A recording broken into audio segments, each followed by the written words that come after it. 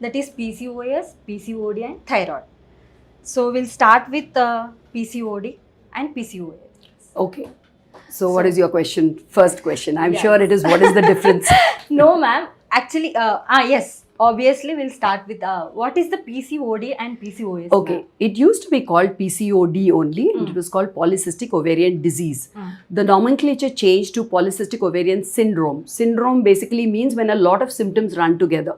Hmm. So this is because of that. So usually in PCOS, you'll start seeing there'll be either a little bit of weight gain, there'll be a little bit of hair loss, there'll be a little bit of facial hair that happens, acne that happens, irritability, mood swings. These things happen along with delayed cycles. Okay. A lot of times we find that in about 40% of patients, PCOD patients will have regular cycles.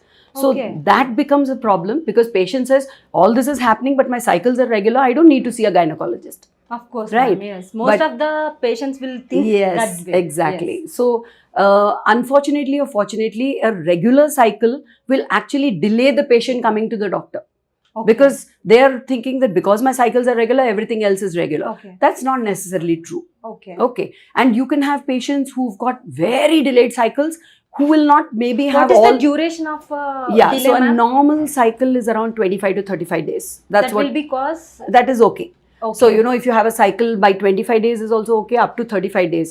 If it starts getting shorter, then it's Okay. worrying. If it starts getting longer, then it's Okay. worrying. Same way, bleeding. We want a bleeding to be ideally 3 to 5 days Okay. maximum. Yes. If it starts bleeding for 7, 8, 9 days, you need to see a doctor. Okay. And if it is less than a day, then you need to see a doctor.